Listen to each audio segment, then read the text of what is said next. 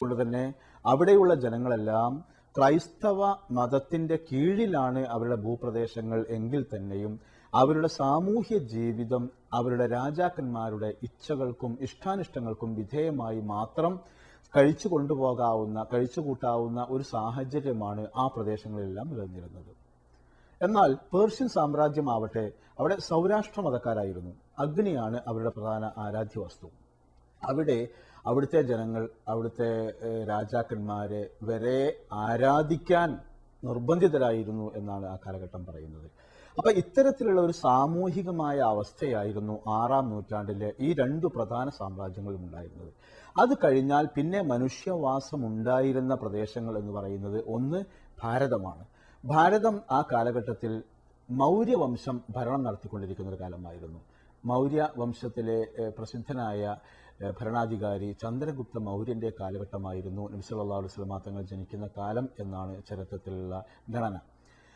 അതുപോലെ തന്നെ ഭാരതത്തെ പറ്റി പറയുമ്പോൾ അന്നൊരു ഏകീകൃത ഭാരതം ഉണ്ടായിരുന്നില്ല. നമുക്കെല്ലാവർക്കും അറിയാം. നാട്ടുരാജ്യങ്ങളായി ചിന്നിച്ചിതറി കിടക്കുന്ന വ്യത്യസ്തമായ ഭരണകൂടങ്ങൾ, രാജവംശങ്ങൾ നിലനിന്നിരുന്ന പ്രദേശങ്ങളായിരുന്നു ഇന്ത്യയിലുടനീളം ഉണ്ടായിരുന്നത്. കേരളത്തെ സംബന്ധിച്ചിടത്തോളം അന്ന് ചേര രാജാക്കന്മാരുടെ കാലമായിരുന്നു. ചേര രാജാക്കന്മാരുടെ കാലം എന്ന് പറയുന്നത് കേരള ചരിത്രത്തിൽ വളരെ ശ്രദ്ധേയമായൊരു കാലമായിരുന്നു. അപ്പോൾ ഇന്ത്യയിൽ മൗര്യവംശത്തിന്റെയും കേരളത്തിൽ ചേരവംശത്തിന്റെയും ഒക്കെ ഭരണം നടക്കുന്ന ഒരു കാലമായിരുന്നു നബി സല്ലല്ലാഹു അലൈഹി വസല്ലം തങ്ങൾ കടന്നു വരുന്ന ആ കാലം. അവിടെ ഉണ്ടായിരുന്ന പ്രശ്നം എന്തായിരുന്നു എന്നാൽ ഇവിടെ ബുദ്ധമതത്തിന്റെയും ജൈനമതത്തിന്റെയും ആൾക്കാരെ ക്രൂരമായി അടിച്ചമർത്തുകയും ആരണ്യ ബ്രാഹ്മണ്യം അത് അടിച്ചേൽപ്പിക്കാനുള്ള സജീവമായ ശ്രമങ്ങൾ ഒരു ഭാഗം നടക്കുകയും ചെയ്യുകയായിരുന്നു. കേരളത്തിലൊക്കെ തികച്ചും പ്രാദേശികമായ ചില വടംവലികളും അംഗങ്ങളുമൊക്കെ നടക്കുന്ന കാലമായിരുന്നു.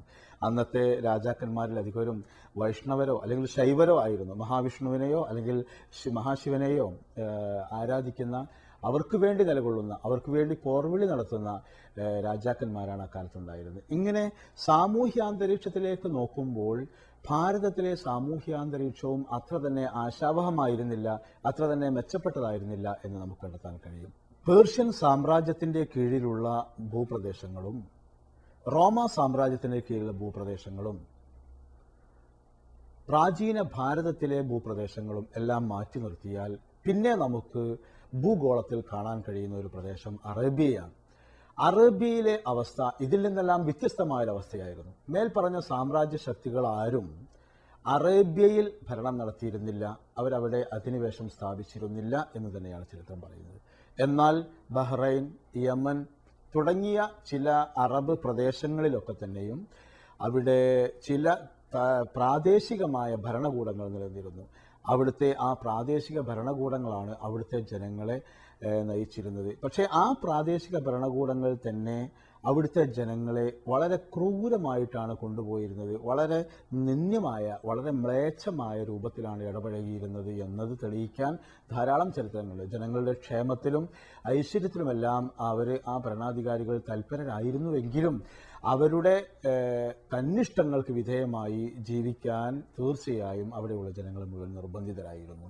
ഇത്തരത്തിലുള്ളൊരു സാമൂഹ്യ ക്രമമായിരുന്നു അറേബ്യയിൽ ഉണ്ടായിരുന്നത്. അപ്പോൾ അറേബ്യ അല്ലാത്ത മറ്റു പ്രദേശങ്ങളെല്ലാം വ്യത്യസ്ത ഭരണകൂടങ്ങളുടെ കീഴിലായിരുന്നു എന്നാണ് ചരിത്രത്തിൽ നാം കണ്ടത്.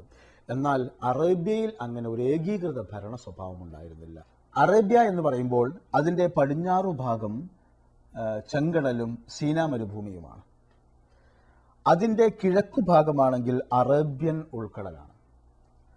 എന്നാൽ തെക്കുഭാഗം അറബിക്കടലും വടക്കുഭാഗം ഷാം നാടുകളുമാണ്. ഈ പ്രദേശം അറേബ്യൻ പെനിസുല എന്നറിയപ്പെടുന്ന ഈ പ്രദേശത്തിന്റെ വിസ്തൃതി ഏകദേശം 30 ലക്ഷം ചതുരശ്ര മൈലാണ്. അതായത് അവരുടെ നാട്, അറബികളുടെ നാട് എന്ന് പറയുന്ന ഈ അറേബ്യ പൊതുവായി മെച്ചപ്പെട്ട കാർഷിക വൃത്തിക്ക് അനുയോജ്യമായ ഒരു ഭൂപ്രദേശമല്ല. മാത്രമല്ല അവിടുത്തെ കാലാവസ്ഥ തീർത്തും ഈർപ്പമില്ലാത്ത ഒരു കാലാവസ്ഥയാണ്. അവിടുത്തെ ഭൂപ്രകൃതിയുടെ ഒരു പ്രത്യേകത എന്ന് പറഞ്ഞാൽ ധാരാളം കുന്നുകളും മലകളും എല്ലാം നിറഞ്ഞ പ്രദേശമാണ്. അപ്പം ജനങ്ങളുടെ ജീവിതത്തിന് വളരെയേറെ സുഖകരമായ ഒരു അന്തരീക്ഷമായിരുന്നില്ല സത്യത്തിൽ അറേബ്യയ്ക്ക് ഭൂമിശാസ്ത്രപരമായി ഉണ്ടായിരുന്നത് എന്ന് നമുക്കതിൽ നിന്ന് കണ്ടെത്താൻ കഴിയും. ഇവിടെയുള്ള ജനങ്ങളുടെ ജീവിതമാണെങ്കിലോ അവരുടെ സാമൂഹ്യ ജീവിതം ഒരു നാദനില്ലാ കളരി പോലെയായിരുന്നു അറേബ്യയുടെ ചരിത്രം എന്നാണ് ചരിത്രകാരന്മാർ പറയുന്നത്. AD 6-ാം നൂറ്റാണ്ടിന്റെ അറേബ്യയുടെ ചരിത്രം എടുത്ത് പരിശോധിച്ച് നോക്കിയാൽ വളരെ ഖേദകരമായ ഒരു അവസ്ഥയാണ് നമുക്ക് കാണാൻ കഴിയുക. ഒന്ന്, ഒരു ഏകീകൃതമായ ഒരു ഭരണകൂടം അവിടെ ഉണ്ടായിരുന്നില്ല. അതുകൊണ്ട് തന്നെ അവർക്കിടയിൽ യാതൊരു തരം നിയമങ്ങളും ഉണ്ടായിരുന്നില്ല, യാതൊരു തരം വിലക്കുകളും ഉണ്ടായിരുന്നില്ല. ഓരോരുത്തർക്കും തനിക്ക് എന്ത് ചെയ്യണമോ അത് ചെയ്യാമായിരുന്നു, തനിക്ക് എന്ത് പ്രവർത്തിക്കണമോ അത് പ്രവർത്തിക്കാമായിരുന്നു, തനിക്ക് എന്ത് ആഗ്രഹിക്കണമോ അത് ആഗ്രഹിക്കാമായിരുന്നു, തനിക്ക് എന്ത് നേടിയെടുക്കണമോ അത് നേടിയെടുക്കാൻ ശ്രമിക്കാമായിരുന്നു. ഇങ്ങനെ സർവത്ര സ്വതന്ത്രന്മാരായി ജീവിച്ചിരുന്ന ഒരു ജനസമൂഹമാണ് അവിടെ ഉണ്ടായിരുന്നത്. ഇതുകൊണ്ട് വേറെ ഒരു വലിയ കുഴപ്പം അവരുടെ ജീവിതത്തിൽ വന്നു. സ്വാഭാവികമായും അവർക്കിടയിൽ ഉണ്ടാകുന്ന വാക്ക് തർക്കങ്ങൾ അല്ലെങ്കിൽ പ്രശ്നങ്ങൾ, അവയ്ക്കൊന്നും പരിഹാരം കാണാൻ ഒരു ഭരണകൂടം ഉണ്ടായിരുന്നില്ല, ഒരു കോടതി ഉണ്ടായിരുന്നില്ല, ഒന്നുമില്ല. അതുകൊണ്ട് തന്നെ അവർക്കിടയിലുള്ള പ്രശ്നങ്ങൾക്കെല്ലാം തീർപ്പ് കൽപ്പിക്കാൻ അവരുടെ ഏക ആശ്രയം താങ്കളുടെ കയ്യൂക്ക് മാത്രമായിരുന്നു. അതുകൊണ്ട് തന്നെ അറബികളുടെ ചരിത്രം മുഴുവൻ ഏറ്റുമുട്ടലുകളുടെയും യുദ്ധങ്ങളുടെയും ചരിത്രമായി തീർന്നു. മൊത്തത്തിൽ അറബികളുടെ സാമൂഹികാവസ്ഥ പരിശോധിച്ച് നോക്കിയാൽ നമുക്ക് ഈ കാര്യങ്ങൾ വളരെ വ്യക്തമായി മനസ്സിലാക്കാൻ കഴിയും. ഒരു ഏകീകൃത ഭരണകൂടത്തിന്റെ അഭാവം, ആ അഭാവത്താൽ അവർക്കിടയിൽ ഉണ്ടായിത്തീർന്ന കടുത്ത യുദ്ധങ്ങളും കലഹങ്ങളും. ഇനി സാമ്പത്തികമായി നേരത്തെ പറഞ്ഞ പോലെ തന്നെ അവർക്ക് ദൂര ദിക്കുകളിൽ പോയി, ഷാം നാടുകൾ അല്ലെങ്കിൽ ആഫ്രിക്കൻ നാടുകൾ തുടങ്ങിയ നാടുകളിൽ പോയി കച്ചവടം ചെയ്ത് ഉപജീവനം കഴിക്കുകയല്ലാതെ മറ്റൊന്നും കഴിയുമായിരുന്നില്ല. അതാണെങ്കിലോ സാമ്പത്തികമായി മെച്ചപ്പെട്ട ആൾക്കാർക്ക് മാത്രമേ സാധ്യമാകുമായിരുന്നുള്ളൂ. എന്നാൽ പാവപ്പെട്ട ആൾക്കാർ അതുകൊണ്ട് തന്നെ കാലികളെ മേച്ചും കാലികളെ വളർത്തിയും മാത്രം ജീവിതോപാധി കണ്ടെത്താൻ അവർ നിർബന്ധിതരായിരുന്നു. അതുകൊണ്ട് രാഷ്ട്രീയമായും സാമൂഹികമായും സാമ്പത്തികമായും വളരെ വലിയ പരാജയത്തിലായിരുന്നു ആ സമൂഹം അന്ന് ജീവിച്ചിരുന്നത്. ആ കാലഘട്ടത്തിനെ ഇങ്ങനെ വിലയിരുത്തുമ്പോൾ നമ്മുടെ മനസ്സുകൾ തീർച്ചയായും പറയേണ്ടി വരും. ആ കാലഘട്ടത്തിനെ ചരിത്രങ്ങളിലൂടെ അനാവരണം ചെയ്യുമ്പോൾ തീർച്ചയായും നമ്മുടെ മനസ്സുകൾ സമ്മതിക്കേണ്ടി വരും. പ്രവാചകന്റെ നിയോഗം തീർച്ചയായും ഒരു ചരിത്രപരമായ നിയോഗം തന്നെയായിരുന്നു.